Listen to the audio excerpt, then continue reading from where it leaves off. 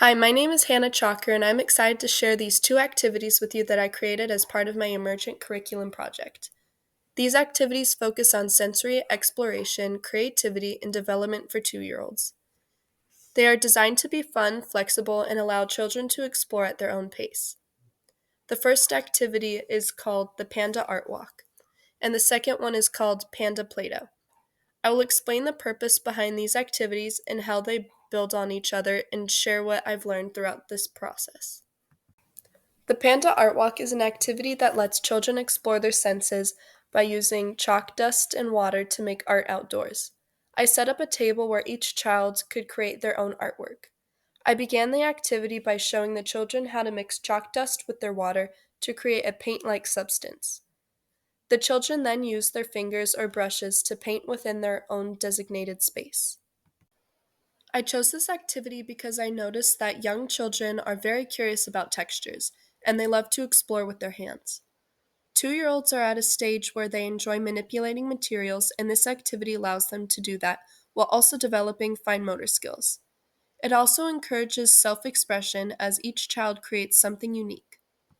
This activity is connected to anti-bias education because it focuses on identity. By giving each child their own space on the table, they are able to express themselves in their own way, which reinforces their sense of individuality and self-worth. Throughout both activities, I made sure to observe how the children interacted with the materials and responded to their interests. For example, during the Panda Art Walk, I noticed that some children were very curious about mixing different colors of chalk. I encouraged them to experiment by asking questions like, "What do you think will happen if we mix red and yellow?" Both of these activities align with the DRDP goals. The Panda Art Walk supports PDHLTH4 fine motor manipulative skills because it encourages the children to grip and use the chalk and brushes. It also supports ATLREG7 curiosity and initiative in learning, as the children actively explore and make decisions about their artwork. This semester, I worked on developing strategies to support children's learning by encouraging exploration. I focused on improving my ability to observe and respond to their interests. For example, in the Panda Art Walk, I used guiding questions to help the children think about color combinations and express their creativity. I also worked on giving positive feedback to help build their confidence, which supports their social emotional growth. Another teaching strategy I focused on was acknowledging each child's work. By commenting on their artwork and asking them about their choices, I reinforced their sense of identity and helped them feel proud of their unique creations.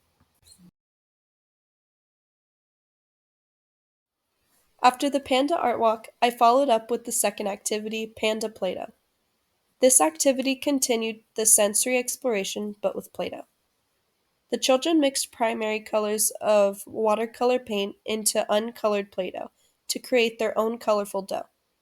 They experimented with mixing colors such as red, yellow, and blue to see what new colors they could create, like green, orange, and purple. The Panda Play-Doh activity naturally builds on the first one. After the children explored chalk painting and mixing colors, they were introduced to Play-Doh, which gave them a new texture and sensory experience. The children enjoyed the hands-on experience of mixing colors, and it helped them understand color combinations in a fun and interactive way. In the Panda Play-Doh activity, the children's excitement about mixing the paint into the dough was clear. They were eager to see what new colors they could create.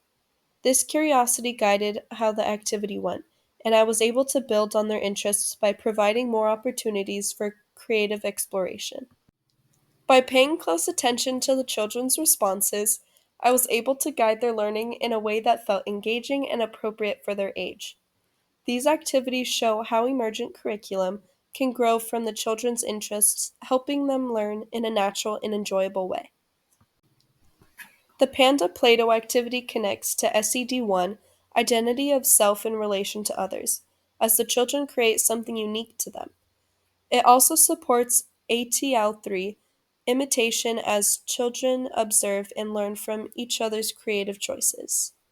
These activities not only help with fine motor skills, but also support emotional and social development as the children express themselves through art and interact with their peers. This experience has been both rewarding and enlightening. I've learned how important it is to be flexible as a teacher because children's interests can guide the direction of the curriculum in unexpected ways. The activities I planned not only gave the children a chance to explore creatively, but also helped them build a sense of community as they shared their work with one another. Looking ahead, I'll continue to use what I've learned about being responsive to children's interests and the value of sensory play. I've also learned how essential it is to create a space where children feel free to express themselves and celebrate who they are. This experience has deepened my understanding of how emergent curriculum supports children's development, and I am excited to apply these insights to my future work as an educator. Thank you for listening.